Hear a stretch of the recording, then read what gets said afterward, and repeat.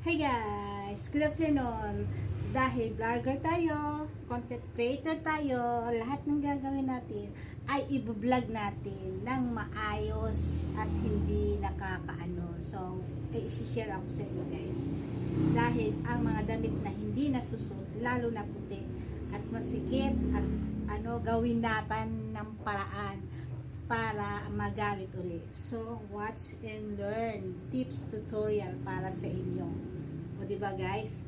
So, dahil wala tayong maisip na dapat gawin natin, so kailangan natin gumawa ng paraan para meron tayong i-vlog. So guys, ito mga t-shirt ng asawa ko guys. Hence to guys, ito. May mga manggas ito guys. Ayan o. Yan. Ang dami niyang t-shirt guys na ganito at nakatambak lang guys dahil masikip, luma na. So gawin natin paraan para magamit uli. So anong gagawin natin? Gawin natin guys na sando pantulog. So tatanggal natin itong manggas ito. Tapos ito kasi ito nakakasakal ito sa dito. So gawin nating sando guys. So, kaya no, ang daming puti, oh. Kung hindi naman, gawin natin bimpo, o diba? Bimpo, pangsapin sa likod. So, i-share ko lang sa inyo guys. So, ngayon, eto na guys, ang aking mga nagawa.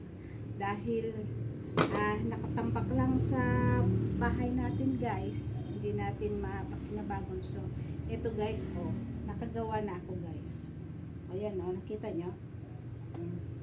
Wala na siyang manggas. O, wala na siyang dito sa ano. So, ito na. Ito yung pinakasando niya. Ayan guys. Para mapakinabangan pa. Para hindi kayo bumili ng sandong wifi. O kaya hands. So, ito na lang. Gawin yung sando guys. So, meron na silang pantulog. Kesa nakatambak lang sa ano nyo. So, yan. Tips ko lang sa inyo, guys. Ayan, nakagawa na ako ng marami. Mga puti ito, guys. So, ayan. Mga puti. Kita nyo, guys. Ayan, o. Kita-kita nyo. O. Naging santo na siya, guys. Kahit hindi nyo natahiin, guys. Pagtulog lang ito, guys. O, diba? So, gawa na. Ano pa nyo hinihintay ko? Hinihintay nyo. Gawa na. O, yan. Please follow, like, and share para naman sipagin ako at marami akong magawang tutorial sa inyo. So, ano pa ang ginagawa natin? Yan o. Yan o. Tatabasin nyo lang yan. Yan o. Tatabasin nyo lang guys. Ito nga o, tinatanggal ko na rin. Hence yan guys o. O yan o. Hence. Kahit di hence, kahit hindi puti.